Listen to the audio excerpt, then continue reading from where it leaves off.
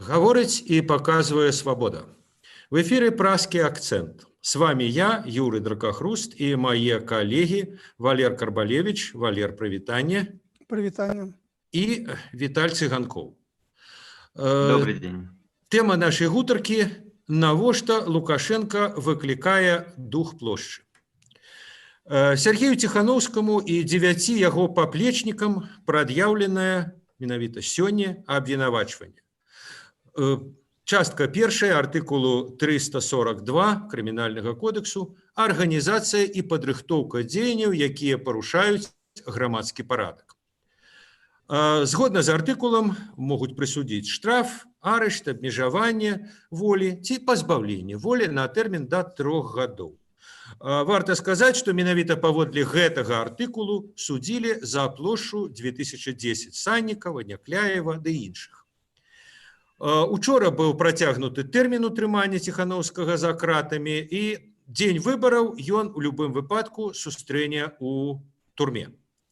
Ну і варта дадаць, што ініцыятыўная група яго жонкі Святланы стала менш на палову. Адны сталі ахвярамі рэпрэсіяў, іншыя спынілі удзел у працы групы. Якія наступствы будуць мець гэтыя падзеі для палітычнай кампаніі, якая зараз праходзіць Беларусі? Ну, вось Святлана Тихановская в інтэрв'ю Белсату пажартавала наконт таго, што яна, маўляў, картонны прэтэндэнт. А яна можа стаць не картонным? Валер? Наўрад ці яна зможа стаць не картонным, і я думаю, што для Лукашэнкі быў бы вельмі выгадны варыянт, калі б, скажам, не зарэгістравалі Бабарыку, не зарэгістравалі Цэпкала, а зарэгістравалі Святлану Тихановскую. І атрымалася б Лукашенко супраць хатняй гаспадыні. Я думаю, што гэты варыянт для яго быў бы добры. А калі казаць увогуле пра гэтую сітуацыю з абвінавачваннем на адрас Тихановскага, то, я думаю, бачыце, улады не вельмі зважаюць на тое, як гэта ўсё выглядае збоку, як на гэта глядзіць грамадства, таму што ўсё робіць няўклюдна. Арыштавалі па адным артыкуле, абвінавачванне па другім. Я не выключаю, што калі справа дойдзе да суду, то будзе трэці варыянт па трэцім артыкуле.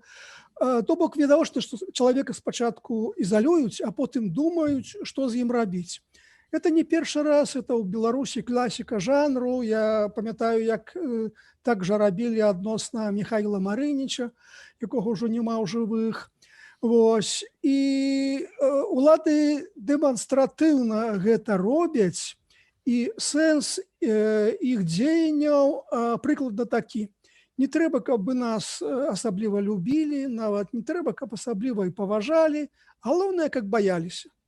І не выпадкова Лукашенко вось на мінулым тыдні сустракаўся з старшынёй КДБ Валерыем Вакульчыкам, і потым старшыня КДБ апавядаў, як яны сабіраюць матэрыялы, дасье на пенсіянеркі, якой 81 год, і якая крытыкуе Лукашэнку.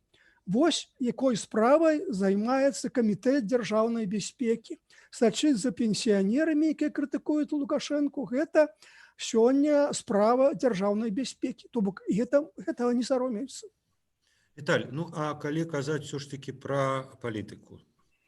Вось зараз Сергей Тихановскі, як бы мовіць, выведзены з гульні, ён не можа выступаць, ён не можа гаварыць, можа гаварыць толькі яго жонка. Што яна гаворыць, што яна можа сказаць, на ваш погляд, да чаго заклікаць, якія перамовы вступаць?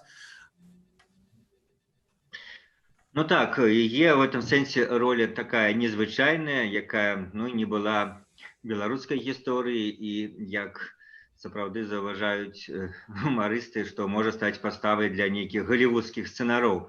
Хаця мы памятаем, што сапраўды в Лацінскай Амерыцы былі такія варыянты, в Аргенціне, калі, правда, трошки іншыя, але сэнс тым, што жонкі палітычных дзеячоў станавіліся прэзідэнтамі, замянялі іх у пэўны момант палітычнай гісторыі. Але тут, сапраўды спецыфічная сітуацыя ў тым, што як правильно кажа уже Тихановская, яна адказвае ўжо не толькі за сябе, не толькі за сябе і за Сергея, яна адказвае за тых людзей, якія выходзілі падпісвацца, якія менавіта для якіх Сергей Ціхановскі стаў сімвалем пэўнага пратэснага руху, сімвалем пэўнага Саша 3% і тапак і все такое, што аб'ядноўвае людзей у сваім непрыняцці сённяшняй улады, непрыняцці метадаў Александра Лукашэнкі. І ў гэтым сэнсе яна ўжо несе адказнасці. Мне здаецца, ты нешматлікія інтэрв'ю, якія яна ўжо дала, паказвае, што яна разумее гэтую адказнасць, што яна не можа ад таго, што ёй цяжка, ці ад таго, што эта роля незвычайная, взяць проста выйсці з гульні ад таго, што ёй складана і балюча. Яна, наколькі зможа, павінна зараз і будзе, напэўна, несці гэты цяжар, во всяком разе, да моманту рэгістрацыі, цяжар жонкі палітычнага зняволенага. І там, я не ведаю, я не пагадзілася б з Валерам, што вось такі варыянт Лукашенка супраць Ціхановскай, гэта быў бы добры для ўладаў. Па-першае, все разумеюць, што яна, зноў-такі, як сімваль, а не сама па сабе, і все разумеюць, што яе нейкія меркаванні там па сацыяльным рэформам ці там па эканамічным рэформам, та па палітычным не так і важны, а менавіта і ўспрымаюць яе як чалавека, як жонку таго палітыка, які выступіў супраць Лукашэнкі. Я б не думаў, што гэты варыянт быў бы выгадны для Лукашэнкі, паколькі менавіта ён адсевае все варыянты, скажем, такой памяркоўнай альтэрнатывы, якую прадстаўляюць Бабарыка і Цыпкала, а ставіць такое пытанне менавіта альбо-альбо, плошча, альбо не. Вось, і не думаю, што варыянт плошчы для Лукашэнкі несе толькі нейкія станоўчыя вынікі. Гэта, безумоўна, у любым выпадку прынесе пэўныя мінусы. Я бы хотел додать. Одна справа Светлана Тихановская у роли символа протесту. А іншая справа Светлана Тихановская у роли магчымага президента. Это зусім іншыя ролі, і як бы ў другой ролі, мне падаецца, яна праігрывае Лукашенко. Так і яе будуць успрымаць у выбарчых бюлетэнях менавіта ў ролі сімвала пратэсту. Размова не будзе ісці, якраз і у многіх прыхільнікаў Ціхановскага, яны разумеюць, што галасы не лічацца, яны менавіта успрымаюць яго фігуру. Нават многія прыхільнікі байкоту там за яго, нават Зенон Пазняк за яго выказаўся, менавіта як за фігуру, якая павінна арганізоўваць ці пратэст, ці байкот, ці беларускі страйк, нешта такое, а не тое, што будзе падлічана ў бюлетэнях. Спадарства, вы, Віталь, ужо сказалі пра плошчу, і вы, Валер. Сёння Лукашенко склікаў нараду сілавікоў. На мінулым тыдні ён сустракаўся са старшынём КДБ, зараз ужо, як бы мовіць, усіх людзей у пагонах запрасіў. І сэнс, як бы, паслання, якое ён, што мы врежем так, што мала не падасца, і што яны, маецца на ўвазе апазіцыя, ужо як бы дэстабілізуе сітуацыю, ужо яе раскартухвае, а у будучыні як бы будуць рыхтаваць баевікоў, баевікі склічуць плошчу. А мы тут, як бы, вы, як бы, тыя, хто сядзеў за этим столом у яго ў пагонах, вы павінны, так сказаць, з імі змагацца. Как-то не зусім зразумела, пра што ідзе гаворка. Тихановский сидит в турме, еще 9 человек. З ім он будет сидеть до выборов. Затрымали Статкевича, затрымали Северинца. То есть тыя люди, якія як бы здольныя до таких рашучых дзеянняў, яны как бы выведены з гульні. Ані Бабарыка, ані Цыпкала, ніякіх там палымяных заклікаў, ідзіце на плошчу, змагайцеся, скідайце, там, абараняйце ваши галасы, нічога такога не гавораць. І як бы з чаго гэтыя размовы, што яны збяруць баевікоў, знойдуць баевікоў дзесьці, так сказаць, прывядуць. Так такое адчуванне, што як бы Лукашенко сам выклікае тых духаў. Так. Я думаю, то есть до того, что вы, Виталь, сказали, что ему невыгодно. А такое отчувание, что ему выгодно. Что он хочет этой площади. Он хочет этой площади, потому что никаких подставов для того, как бы она была, ни в организационном, ни в идейном, ни в яким сенсе их не бачно. Прынамсі, я вот не бачу, як ён казаў пра вірус. Бачыш вірус? Не, і я не бачу. А плошчу ён бачыць, дзе, чаму? Ён бачыць не плошчы, ён выклікае прывід плошчы, яму гэта трэба. Вот, значыць, некалькі, чаму ён так робіць, некалькі маіх, скажем, версій тлумачэнняў. Першае, ну, сапраўды, сустракаючыся з сілавікамі, в тым ліку з новымі людзьмі, якія там прызначаны, гэта праверыць іхні настрой, пераканацца, што яны будуць, ну, сапраўды выконваць загады, што ніякага так званага расколу ці разлому номенклатуры няма, пра які, можа быць, занадта аптымістычна ці наіўна кажуць некаторыя палітыкі ці аглядальнікі. Ён гэта хоча пераканацца. Людзі для яго многія новыя зараз ва ўрадзе, хоча, значыць, на гэтых сустрэчах убачыць, што ніякай нелаяльнасці няма. Другое, калі нават, ну, плошчу ніхто не рыхтуе, Лукашенко хоча вот гэтым нагнетаннем менавіта страху, ну, пераламіць пэўным сэнсе грамадскую думку, скідываючы в адзін абоз усіх патэнцыйных альтэрнатыўных кандыдатаў, маўляў, все яны рэвалюцыянеры, все яны за плошчу, і толькі адзін я за стабільнасць, не дадзім разбурыць нашу краіну, я не аддам краіну. Не ўсе людзі прыслухоўваюцца актыўна да заяваў апанентаў, да заявах альтэрнатыўных кандыдатаў, не ўсе настолькі палітычна адукаваныя. Хто адукаваны, конечно, скажа, што Лукашенко гаворыць неправду, але пэўная частка, да, паддасца на гэтую ягоныя словы і падумае, што вось яны апозіцыянеры хочуць зрабіць плошчу, а это страшна, это вайна, это будзе то, што зараз в Амерыцы і гэтак далей.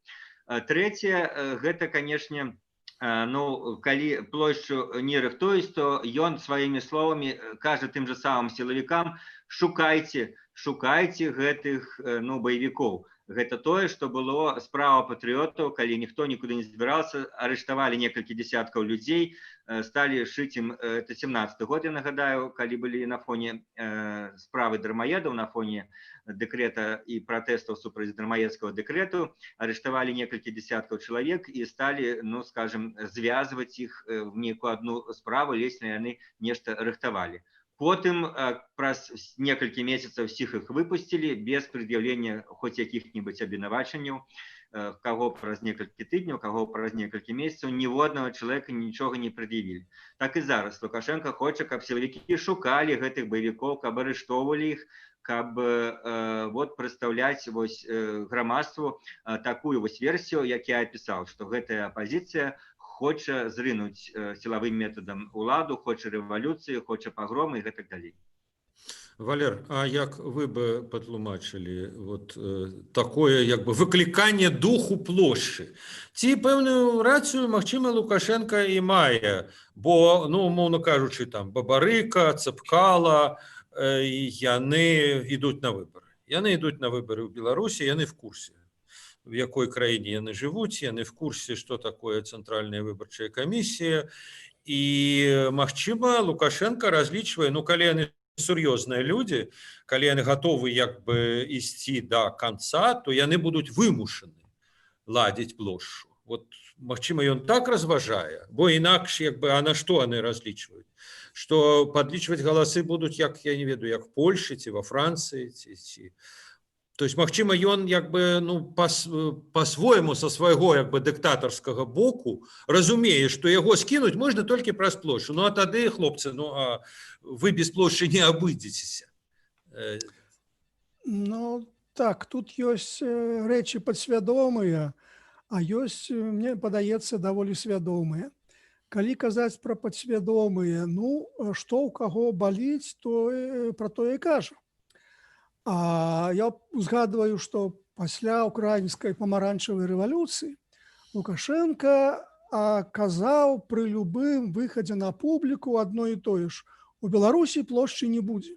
Прычым казаў у сітуацыі, якая ўвогуле не нагадвала, напрыклад, у царкве і так далей, і так далей. То бок ён, то, што яго вельмі палохае, ён пра гэта ўвесь час думае, і ён гэта не можа схаваць. Ну, тут, можа, ведаеце, не столькі палохае, колькі, як бы, пад што заточана сістэма. Это, ведаеце, такі стары, як бы, жарт метадалагічны, што вот, допустим, вы умеете вынимать цвік за біты па плешку, там, дрэва, скажем. а ён забіты крышачку на паўцвіка. Што рабіць? Трэба забіць паплечку і рабіць ужо вядомым метадам, выцягваць цалкам. Прыкладна тое самае робіць Лукашенко. Што рабіць з негвалтоўным супрацівам? Хрен его ведает, непонятно. Так как бы бить нібыта нема за что, а не бить, то это же уплывает. И тому надо забить по плешку. То есть надо, чтобы этот протест был гвалтоўным. А с этим мы умеем працаваць. Не так, Валер? Так, сапраўды, што рабіць з выбарчай кампаніяй, Лукашенко добра разумее. То бок, выбарчая машына добра працуе, яна адшліфаваная, яна дасць патрэбны вынік, і тут Лукашенко не баіцца на гэты конт, ні за што. А вось, калі на вуліцу выйдуць шмат людзей, вот тут ёсць пэўная праблема.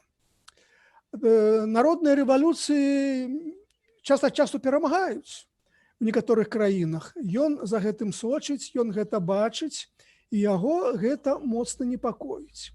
А раптам сапраўды народу будзе многа, а раптам сілавыя структуры адмовяцца, скажам, страляць у народ і так далей.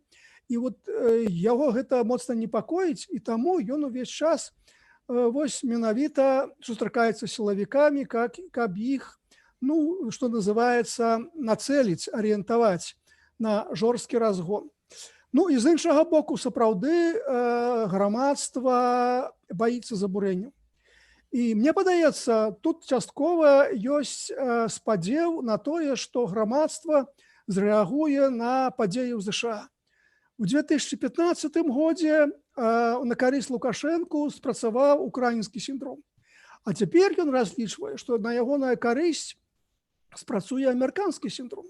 Вось тыя забурэнні, якія з задавальненнем паказваюць і беларускія, і расійскія тэлеканалы, дзе там магазины рабуюць, б'юць вітрыны, б'юць людзей і так далей. Я думаю, што вось гэтыя падзеі будуць вельмі моцна раскручвацца, уже раскручваюцца на беларускіх телеканалах, яны раскручваюцца на расійскіх, і Лукашенко будзе спрабаваць паўтарыць сёння украінскі сіндром, замацаваць яго ў беларускім грамадстве. Ну, а вот сапраўды, што рабіць з пагромамі, беларускія ўлады ведаюць. Калі іх няма, то трэба іх арганізаваць, выклікаць. Спадарства, вот учора, калі мы размаўлялі з Сергеем Навумчыкам, нам адзін з гледачоў прыслаў пытанне, ці могуць аб'яднацца каманды Ціханаўскага, Ціханаўскай, Бабарыкі і Цапкалы. Віталь, вам пытанне. Ну, нам. Ім трэба, а не нам. Пакуль вам, а потым ім. Да, вельмі рана гаварыць. Я думаю, ніякіх такія размовы не будуць весціся, ну, практычнай сферы да моманту рэгістрацыі. Ну, які ў іх сэнс да моманту рэгістрацыі. Плюс гэта спрэчна наконт электаральнага сэнсу. Ну, колькі былі ў беларускай апазіцыі адзіныя кандыдаты, заўсёды былі спрэчкі наконт таго, ці гэта правільны падыход, ці лепш все-таки шмат разнастайных кандыдатаў, якія збіраюць розныя электараты. Бо на адна група рэагуе, хоча за яго галасаваць, на другого другая, і пры гэтым ёсць людзі, якія радыкальна не прагаласуюць за, ну, скажем, аднаго, а прагаласуюць за іншого. Ну, маецца на ўвазе аўтаматычнага плюсавання усіх электаратаў у выпадку адзінага кандыдата не абавязкова адбываецца. Таму тут мы сапраўды прызнаем, што розныя людзі падпісваюцца за Ціханаўскую і за Бабарыку, і часам яны, ну, не вельмі ўспрымаюць вось гэтыя прозвішчы як блізкія да іх. Ёсць людзі, которые падпісваюцца за ўсіх, хоць 10, то 14 кандыдатаў, абы не Лукашенко, не вельмі разбіраючыся. Конечно, ёсць і такая частка электарата. Так што мне падаецца, што, ну, менавіта в залежнасці ад таго, якая будзе вот карціна развіцця гэтай выбарчай кампаніі, то такое пытанне можа паўстаць. Прытым я б нават сказаў, яшчэ адно мы не закранули, выпадку, калі ўлада ўжо пойдзе па варыянту, ну, будзем так казаць гучна, хунты, ну, калі вот менавіта пойдуць арышты не толькі у камандах, скажем, Ціханаўскага, а можа быць і ў іншых, калі для этого ніякіх падставаў не будзе, то, мне здаецца, многія кандыдаты павінны просто задумацца над пытаннем зняцця усіх кандыдатаў і пакінуць Лукашенко сам-насам, не ведаю з кім, ці з кандыдаткай Кісель, ці з кандыдатам Терешнем. Ну, то бок, Дмітриевым, магчыма. Дмітрыем, магчыма, да. То бок, калі вот менавіта гэта нагнетанне сілавой структуры, сілавого складніка ў гэтых выбараў будзе працягвацца такімі ж тэмпамі, калі просто стане зразумела, што гэта ідзе ўжо не выбары, а нейкая спецаперацыя спецслужбаў, то, магчыма, якраз трэба разглядаць варыянт зняцця, не ўдзельнічаць у гэтай спецаперацыі. Валер, ну а ваш адказ на пытанне вот этого нашего гледача, слухача, ці магчымае аб'яднанне іх камандаў, ці магчымае аб'яднанне, можна пашырыць пытанне як бы іх электаратаў, бо ў гэтым сэнсе людзі могуць ісці падпісвацца за Ціханаўскую, але ну яны як бы магчыма разумеюць, што ўсё ж таки як бы, скажем, той же Бабарыка, он і пасалідней, і реально як бы можа штосьці зрабіць. А што рабіў бы Ціханаўскі на месцы прэзідэнта, это великое пытанне. А так, ну это вот сімвол незадавальнення, а як бы начальство-то оно вот хутчэй як Бабарыка выглядае, чым як Ціханаўскі. Вот это магчыма такое як бы сплеценне, сінергія?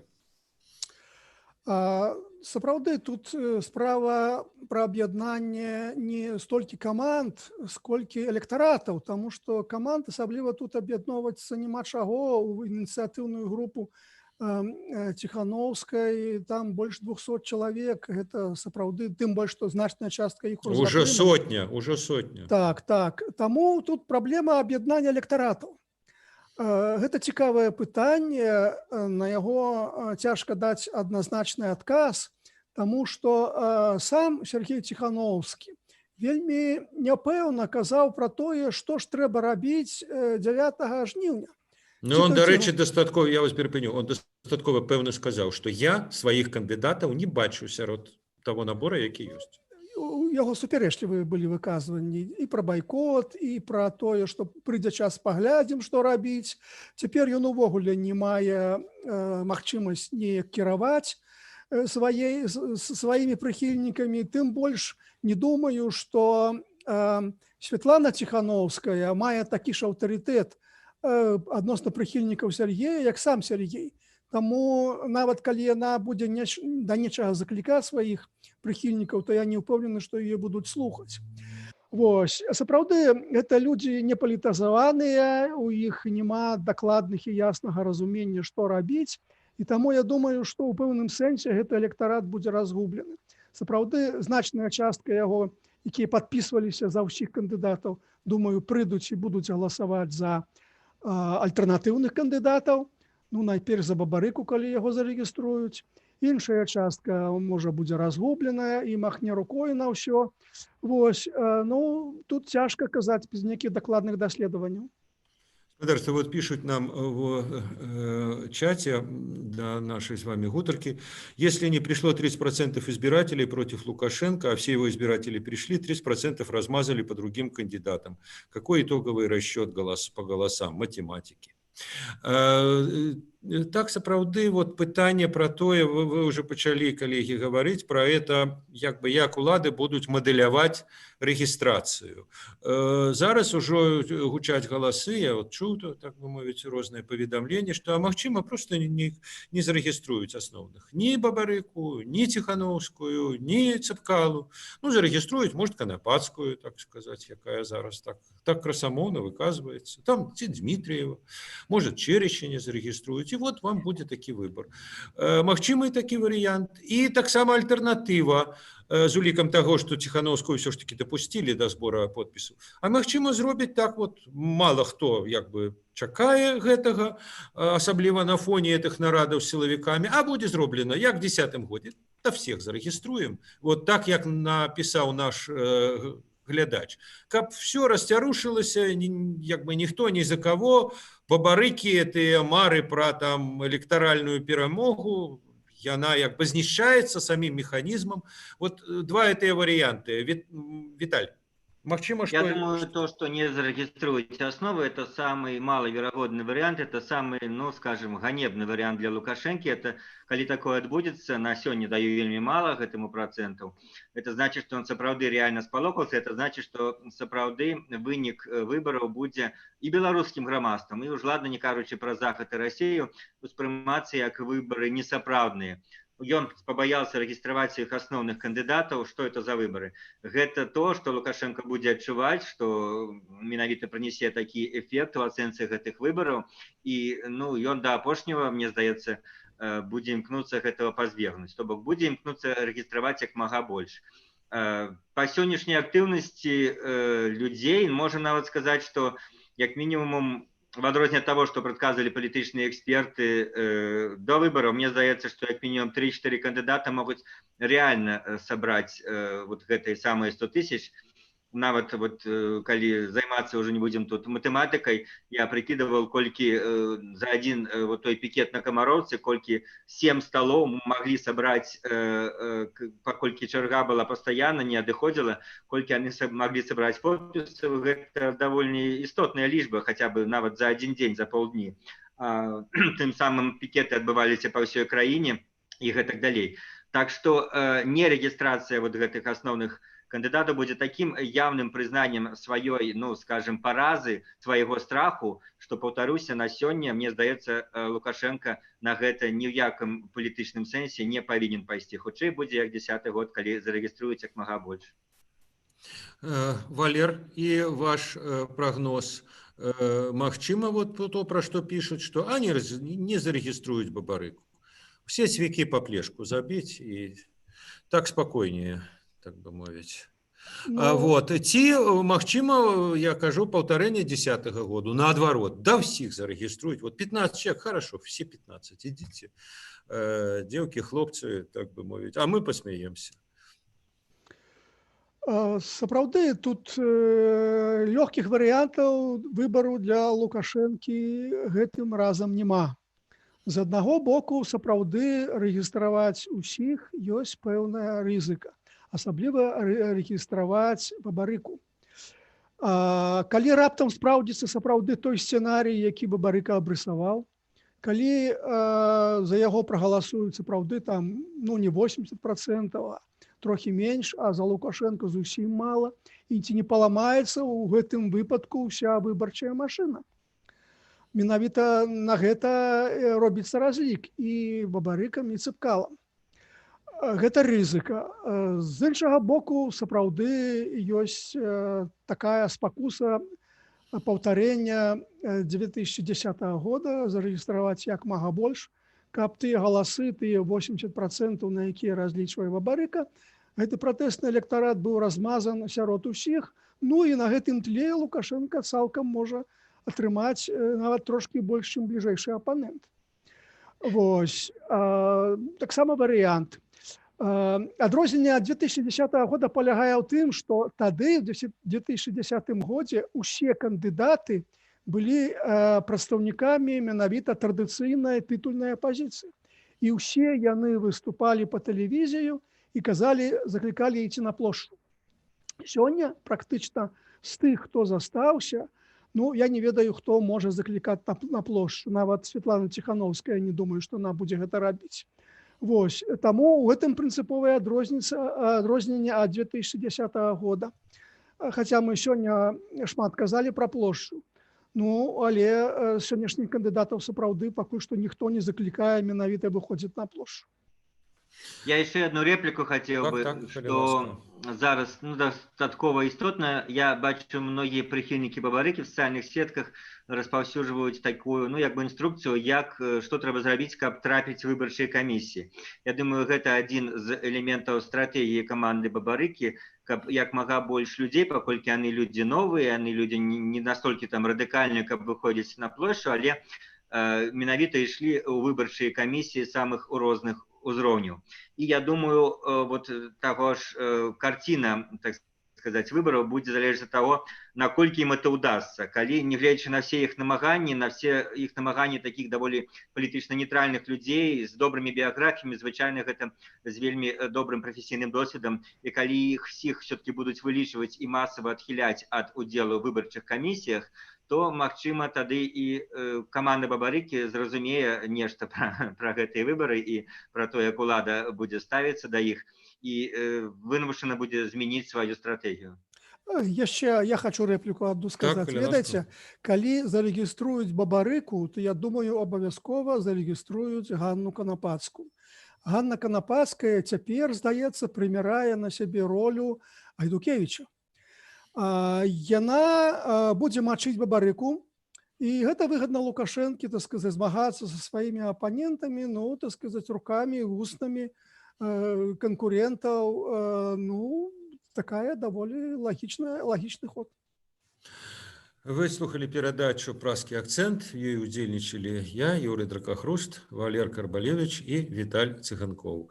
А за працягам развіцця падзеяў сачыце на сайце Свабоды, свабода.орг. Да пабачэння і да наступных сустрэчаў.